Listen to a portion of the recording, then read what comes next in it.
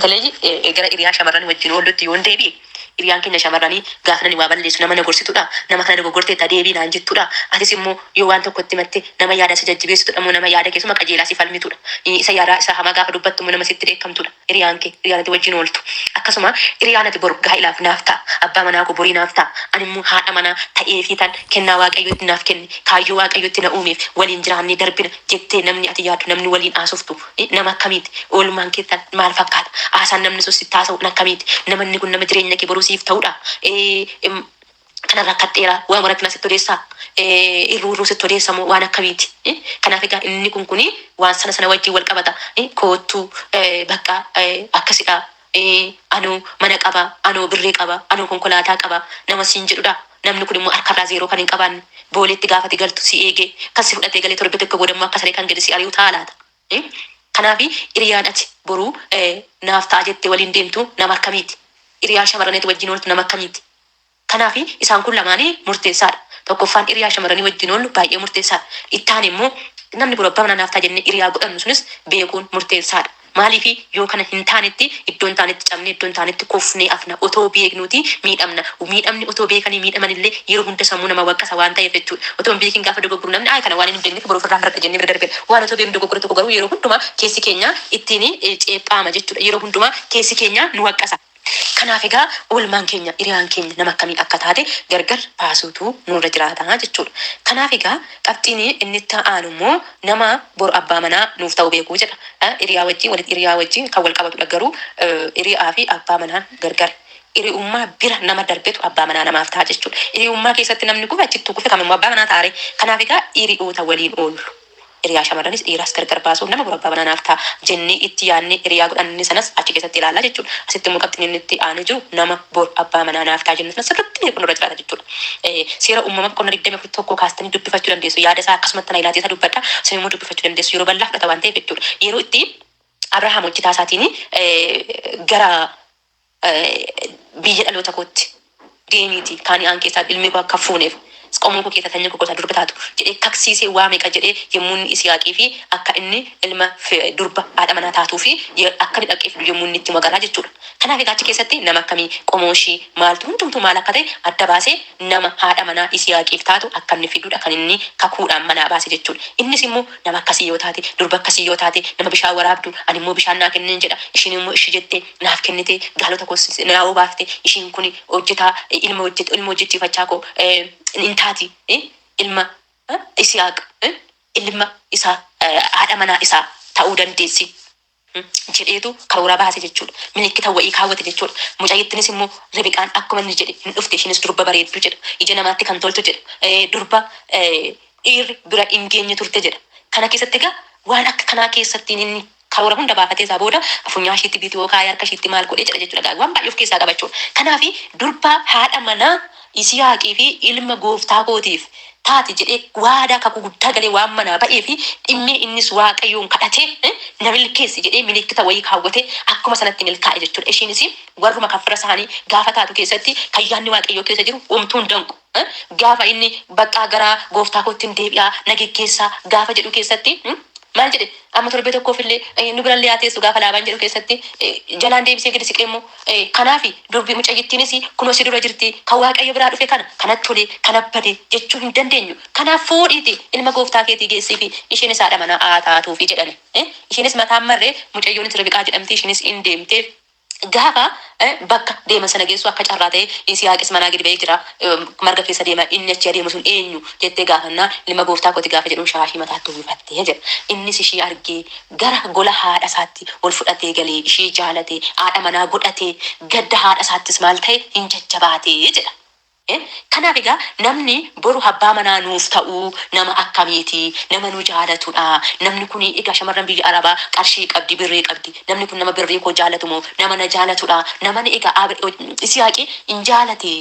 haadha manaa godhatee gadda haadha isaa saaraatti siin jajjabaate jedha. Namni abbaa manaa nuuf ta'u nama nu jajjabeessudha. Haala keessa jirru keessatti gadda keenya keessatti kan gadda keenya keessa nu jajjabeessee nu baasu namni kun namni har'a na wajjin haasa'u namni har'a hiriyaa ta'ee boru abbaa manaa naaf ta'uuf jiru kuni nama boru na jajjabeessu na gorsuu na barsiisuu danda'u moo nama irrina koo wajjiniini ganna darbatudha moo irrina koo wajjin na danda'e na gorsee na dhoksee na obsee naaf obsee na jiraachisu anis immoo haadha manaa ta'ee fi isa gargaaruu qophummaa keessaa baasuu isaaf abboomamee jiraachuu nama danda'u namni kuni jennee gargar baasuu ga'ee keenya kadhannaa erga kadhannee booda kuni kadhata keessatti gargar ba'uun salphaa haasaan nama sanaa yaanni nama sanaa akkam akka ta'e keessatti hubannaa jechuudha. Malee baay'een isaanii durboonni keenya nama haadha manaa jecha jedhu beekuu dadhabuudhaan gaa'ela jecha jedhuuf iddoo kennu hubannaa dhabuu beekuu dhabuurraan kan ka'e durboonni keenya baay'een isaanii shawwadamanii maqaa durboota biyya Arabaa jedhanii maqaatti moggaasanii maqaa gaariidhaan hin ka'u jechuudha. Kun immoo wallaalummaa gaa'elaa iddoo guddaa qabaachuu dhabu. Gaa'ela namatu hundeesse miti waaqatu hundeesse. Isa waan hundeesse irratti immoo akkamitti seenuu qabna kan jiru qabxii jalqaba keessatti waan baay'ee dubbadheen ture.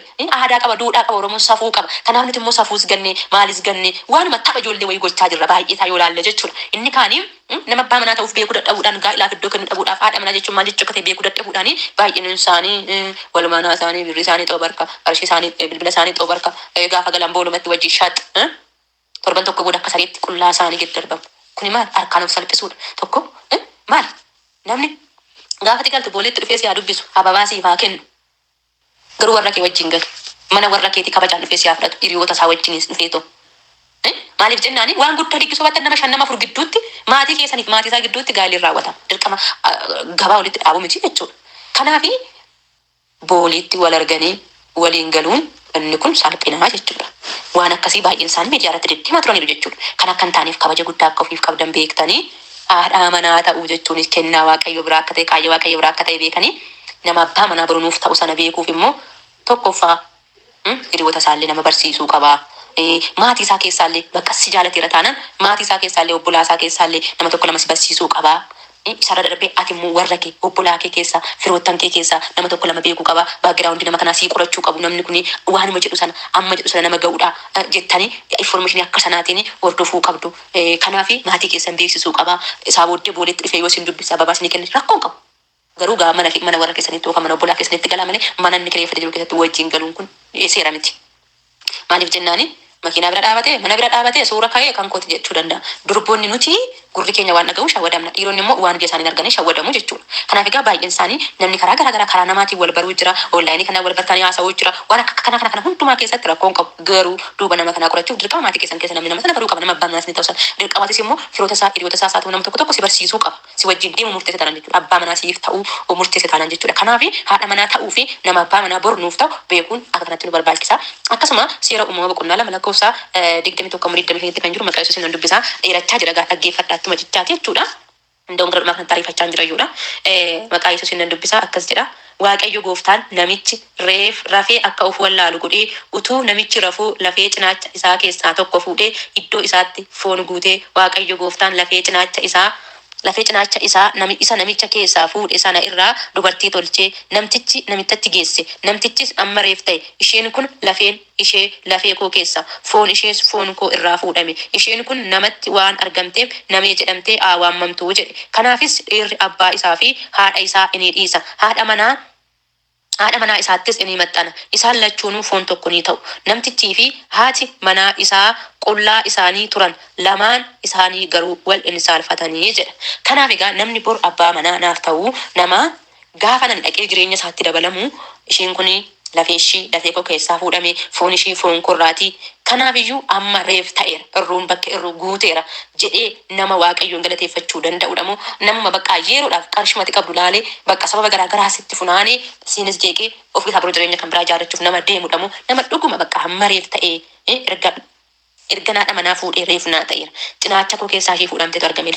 Foon korraa ishee fuudhamteetu naaf kennameera. Kennaa waaqayyo ganamaa sanatu walitti ba'eera jedhee heebbi waaqayyo naaf ta'eera jedhee nama waaqayyoon galateeffachuu danda'udha moo nama sirratti gungumuudha. Akka ta'e isa kana ogummaa kadhata keessattii fi haasaa nama sana wajjin adeemtantu murteessaa jechuudha. Malee waan tokko nama dhageessanii fi waan tokko jechuun barbaachisaa miti. Dhaabatanii ilaaluutu barbaachisaadha. Yerootti kennanii ilaaluutu barbaachisaadha. Kanaaf namni kun nama abbaa manaa haadha manaa abbaa isaa dhiisu haadha isaa dhiisee nama anatti maxxanu ana wajjin foon tokko ta'e qullaa keenyayyuu wal lama saalfanne qullaa isaa nama naa dhoksi jedhee qullaa isaanatti kennatu nama nan immoo qullaa kunaaf dhoksi jedhee qullaa kootti qabadhu namni kun nama akkasiitimu nama buru qullaa koo bakkeetti baasee na arrabsiisudha namni kun qullaa yommuu ta'utti nama naa shaffanuu danda'udha nama naa dhoksuu danda'udha jennee adda baasuun ga'ee keenya qullaa jechuun egaa uffatuma baafatanii isuma haal gaarra walii rafan jechuu otoo hin ta'ini isa kana qofaa miti dubbichi sagalee waaqayyo kun asirratti akka hubannutti isa kana kan inni lafa kaa'ee jiru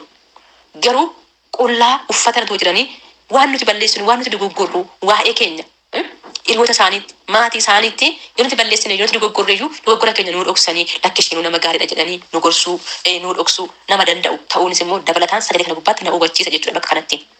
Kanaaf egaa dhiirris abbaa isaa fi haadha isaa bukkeetti qullaa gaafa dhaabanii haati manaa jirti jecha wayii dhaga'een ture jechuudha dogoggoruu baadhe namtichi haadha manaa abbaan manaa suni gara abbaa isaa haadha isaa otoo hin ta'ini gara haadha manaatti baqatee jedhama. Kanaaf egaa inni kun dhugaadha. Kanaaf namni kun nama qullaa kunaa dhoksuu danda'u irna kunaa dhoksuu danda'u mudaa kunaa dhoksuu danda'u nama na gorsuu danda'u nama immoo abbaa haadha isaa dhiisee ana wajjiniin tokko ta'uu danda'udha namni kun jenna. Akka biraan qixxoo hojjetu namoonni baay'ee yeroo isaa tokko tokko bilbilee keessatti argaa. Obbolaa ani abbaa manaa isaan bira jiru jechuudha. Isaa booda obbolaan haadha abbaa manaa suni ishii haadha manaa sanaanii lolaniit nurraa ba'i nurraa deemi jedhaniitu abbaan manaa suni obboleessi isaanii suni waan jedhu ilaaluu fi durboonni lamamu sadi ta'aniiti obboleessi isaanii kana qoru jechuudha. Isaa booddee inni bakkee gaafa dhufu ishii cuucaa jiru haadha manaa sana cuucaa jiru diinii jedhuun shaantaa gadi baasaniiru bakka maal jedhaniiru abbaan manaa gaafa dhufu keessatti wanticha inni hin beeku durboota sana hundumaa deema iddoo kanas hin ba'a jedhee durboota sana hari'eet haadha manaasaa ofitti qabeetu sossobee jechuudha. Kanaaf egaa namni kuni jechuudha asirratti kan nuti hubachuu dandeenyu between wife and sister jedhaniitu waan akkasiidha kan barreeffamee jiru ingiliffaan natti fakkaata wantichi abbaan manaa obbolaasaa fi haadha manaasaa gidduutti chaalenjii irratti ta'e jechuudha. Isaa booda inni durboota sanas obbolaan sana hari'eetu haadha manaasaa sanaan ayisoo jedhee sossobeetu ofitti qabe jechuudha. Kanaaf egaa rakkoon akkas akkasiisuma sirrisuma qomna gara sana normaalii yoo uumamiyyuu gaafa kana abbaan manaa kuni nama akka sanatti maatii isaa dhiisuu jechuun haadha isaa abbaa isaa dhiisuu jechuun akka kanatti ofitti nama qabu ofirratti nama jaalachuu maaliif akka mataa isaatti haa jaalatu jira jechuudha waan ta'eef jechuudha. Kanaafiyyuu abbaan manaa namni nuuf ta'u suni nama kabar hirrina keenya kabar nuu gochuu danda'u namni kun nama akkasiiti jennee adda baasachuun egaa ga'ee keenyaa jechuudha. Keessattuu inni kun kan inni adda baasuu dandeenyu akkamitti hojjennu kun hundumti isaayyuu haasaa nama sanaarra dhaabannee background nama sanaa qorachuu maatii nama sanaa beekuu madda nama sanaa beekuu malee callisnee miidiyaa Facebook irratti agarree inni kaani suura isaa bara 90 meeqa poostii godhaa ofiisaa garuu nama waggaa 50 meeqa ta'eera. Kanaaf jechuudha. Haasaa haasofnu dhaabannee maatiif firoota keenya namoota itti dhiyaan tokko beekuu background nama sanaa qorachuu qaamaan immoo ofii keenya wal arguu dandeenya yoo ta'e immoo ofii keenya qaamaan wal arginee maqaan wal argine haasofnu iyyuu garuu immoo maatii keenya keessaa firoota keenya keessaa background nama sanaa akka beekaniin qorachiisu adeemsa dhumarra immoo milkaa'ina bira gaafa ga'anitti immoo karaa aadaatii fi karaa seera waldaatiin maatii ofii beeksisanii gara sirna gaa'ilaatti adeemamaa jechuudha. Chaalenjii baay'ee boodadha kan achi ga'amunni kuni kana fakkaata gaarra baay'ee dheeresseera. Mata dureen keenya inni itti immoo haati manaa nama akkamii ta'uu qabdi kan jedhu wal wajjin ilaallaa kutaatti aanu keessatti gooftaan sinaa eebbisu eebbifama ayyaanni waaqayyo isiniif haa baay'atu.